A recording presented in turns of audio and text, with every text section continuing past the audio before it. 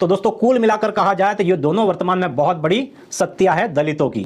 लेकिन दोस्तों बड़ी विडंबना है कि ये दोनों दलित समुदाय के नायक अलग अलग लड़ रहे हैं। हालांकि उनकी लड़ाई एक ही है, उनका दुश्मन एक ही है, उनका मकसद एक ही है। तो फिर दोस्तों उन दोनों नेताओं के रास्ते अलग अलग क्यों होने चाहिए? हालांकि दोस्तों विचारों का मतभेद हो सकता है, लेकिन इस बात को बैठकर भी तो सुलझा सकते हैं कि कब तक बिखरे रहेंगे और हम जब तक एकजुट नहीं होंगे तब तक हमारे लोगों के साथ अन्याय, अत्याचार और शोषण होता रहेगा और हमारे हक अधिकारों को छीना जाएगा। और दोस्तों हमारा तो कहना है कि दलित समुदाय की बहुत सी राजनीतिक पार्टियां हैं छोटी मोटी, हालांकि सभी एक साथ नहीं भी आ सकती हो क्योंकि किसी नेता ने अपना जमीर बेच भी दिया हो। लेकिन दोस्तों सिर्फ और सिर्फ बहुजन समाज पार्टी और आजाद समाज पार्टी ही एकजुट हो जाए तो भी दलितों के अंदर एक नई क्रांति पैदा हो जाएगी। और दोस्तों वो क्रांति ऐसी होगी कि दिल्ली की कुर्सी तक हमारे लोगों को पहुंचा सकती है। तो दोस्तों यहाँ पर मेरे दो सवाल हैं आपसे कि क्या बहुजन समाज पार्टी और आजाद समाज पार्टी दोनों एक साथ आना चाहिए और अपनी एकजुटता दिखाना चाहिए? और दूसरा सवाल यह है कि अगर बीएसपी और एएसपी एक साथ आ जाए तो क्या दिल्ली की पीएम कुर्सी पर कब्जा कर सकते हैं या फिर उनके आदेश के बिना कोई कुर्सी पर बैठ पाएगा? हेलो दोस्तों, नमस्कार, मैं विक्रम कुमार और आप देख रहे हैं जय भीम लाइव। दोस्तों एक बार फिर से मैं आप सभी दर्शकों का हार्दिक स्वागत करता हूं। दोस्तों सूत्रों के हवाले से एक बड़ी खबर निकल कर आ रही है कि लगता है अब बिहार विधानसभा चुनाव में और उत्तर प्रदेश की सियासत में बड़ा बदलाव होने वाला है। क्योंकि दोस्तों दलित समुदाय की राजनीति के दो बड़े स्टार, दो बड़े चेहरे हैं और वो हैं दोस्तों बहुजन समाज पार्टी की राष्ट्रीय अध्यक्ष बहन कुमारी मायावती जी और दूसरे हैं आजाद समाज पार्टी के राष्ट्रीय अध्यक्ष Bhim Army chief advocate Chandrashekhar Azad जी।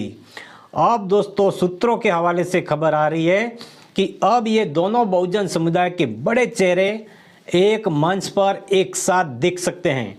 दोस्तों बताया ये जा रहा है कि बसपा सुप्रीमो मायावती जी ने आजाद समाज पार्टी के अध्यक्ष चंद्रशेखर आजाद जी को बीएसपी के साथ मिलकर काम करने का ऑफर दिया है। दोस्तों वाकई में अगर ऐसा होता है तो बहुजन समुदाय की राजनीति में एक नई चेतना पैदा हो सकती है और इसमें दलित समाज का एक उदय हो सकता है। दोस्तों कहा यह जा रहा है कि इसका मेन मकसद दलित राजनीति को एकजुट करना है। हालांकि दोस्तों इस खबर के बारे में ना तो बहुजन समाज पार्टी की ओर से कोई आधिकारिक पुष्टि हुई है और ना ही आजाद समाज पार्टी की चंद्रशेखर आजाद की तरफ से कोई आधिकारिक पुष्टि हुई है। लेकिन दोस्तों हम ये जरूर कह सकते हैं कि कहीं न कहीं आग जरूर लगी है, तभी जाकर ये धुआं उठ रहा है।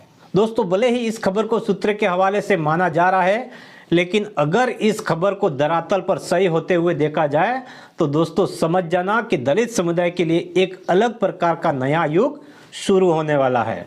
क्योंकि दोस्तों सिर्फ इस खबर से ही बहुत से मनुवादी चोस्त लोगों के पसीने छूट जाते हैं। क्योंकि एक बीएसपी चीफ मायावती जो है वो राजनीति की पुरानी खिलाड़ी है।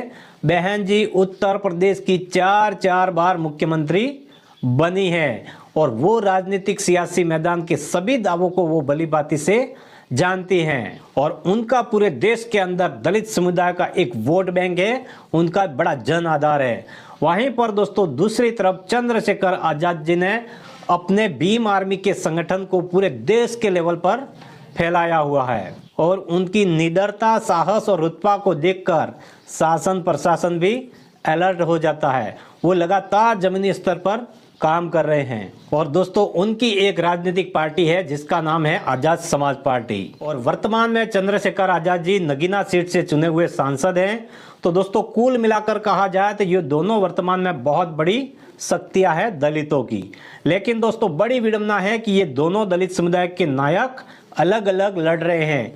हालांकि उनकी लड़ाई एक ही है, उनका दुश्मन एक ही है, उनका मकसद एक ही है। तो फिर दोस्तों उन दोनों नेताओं के रास्ते अलग अलग क्यों होने चाहिए? हालांकि दोस्तों विचारों का मतभेद हो सकता है, लेकिन इस बात को बैठकर भी तो सुलझा सकते हैं कि कब तक बिखरे रहेंगे और हम जब तक एकजुट नहीं होंगे तब तक हमारे लोगों के साथ अन्याय, अत्याचार और शोषण होता रहेगा और हमारे हक अधिकारों को छीना जाएगा।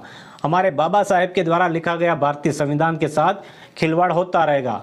तो दोस्तों कुल मिलाकर भले ही यह खबर सूत्रों के हवाले से हो या फिर ना हो, लेकिन दोस्तों वर्तमान समय की मांग है कि दलित समुदाय के जितने भी राजनीतिक पार्टियां हैं उनको अपने अपने मतभेद भुलाकर एक साथ एक मंच पर एक बैनर के नीचे आना होगा, वरना पहले से ही हमारा पर शोषण होता आ रहा है और वर्तमान में भी हो रहा है और आगे भी होता रहेगा।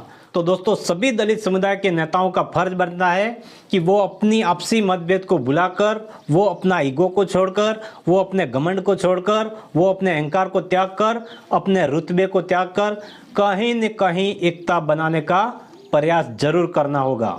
और आने वाली सभी विधानसभा चुनाव या लोकसभा चुनाव हो, मिलकर लड़ना होगा। तभी हमारे देश में दलित, शोषित, वंचित, पिछड़े लोगों को मान सम्मान से जीने का पूर्ण रूप से अधिकार मिल सकता है दोस्तों। और दोस्तों हमारा तो कहना है कि दलित समुदाय की बहुत सी राजनीतिक पार्टियां हैं छोटी मोटी, हालांकि सभी एक साथ नहीं भी आ सकती हो क्योंकि किसी नेता ने अपना जमीर बेच भी दिया हो, लेकिन दोस्तों सिर्फ और सिर्फ बहुजन समाज पार्टी और आजाद समाज पार्टी ही एकजुट हो जाए तो भी दलितों के अंदर एक नई क्रांति पैदा हो जाएगी।